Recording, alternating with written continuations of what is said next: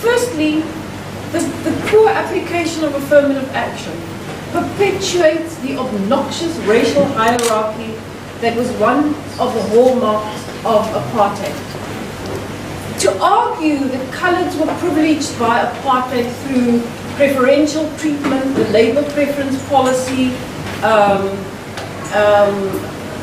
through other sort of benefits, is punitive, and it blames coloured people for the sins of apartheid and for apartheid's divide and rule policy. That's point number one I want to make. If divide and rule was the grand design of apartheid, then this case proves that the ANC and the government is perpetuating it.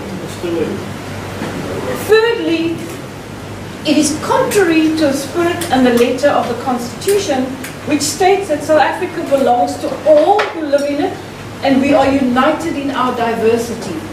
And if a state is going to argue by using the preferential treatment and the differentiated education that coloured people enjoyed vis-a-vis black people, then they are punitive and punishing coloured people for the sins of the past. I also want to argue that affirmative action, badly applied, is patronizing to black people and underestimates our ability to compete equally with white people. Now, yesterday Dirk gave an excellent presentation of why the application of national demographics to the application of affirmative action is wrong and open to constitutional challenge. And I actually like it that we are taking this matter to court, because if you take national demographics alone, then the whole argument becomes ridiculous, as Dirk has showed in his presentation. And Dirk also argued rightly that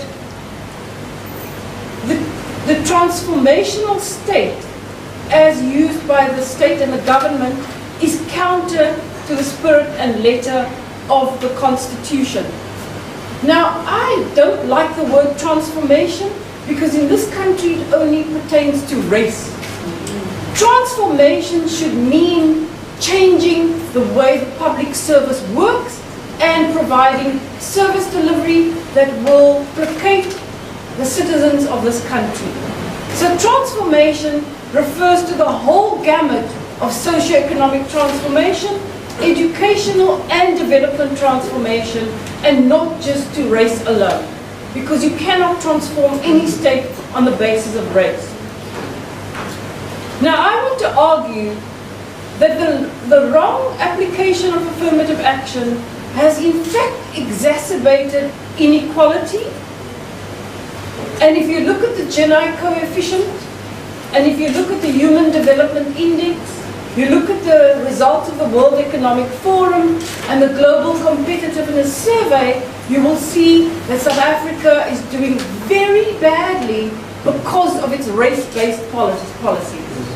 Now, if you have a person who is not qualified flying our airplanes, they will crash. If you have a doctor who is appointed on the basis of race and not competence, that doctor will not be able to provide the best medical care for somebody. And so it is time that we as citizens demand the best for ourselves in this country if we want to transform the state. So what does affirmative action do? It sets up black people for failure. And it so reinforces the racial stereotypes we have about black people when they are not able to deliver. Now, if I were the ANC, I would say white people benefited under apartheid. I'm going to keep their skills to transform South Africa for the greater good. On the contrary, we're kicking out our doctors, our engineers, our accountants are all leaving because there's no place for them in this country. I'm a conspiracy theorist, and I believe that this government, through affirmative action, deliberately keeps us stupid.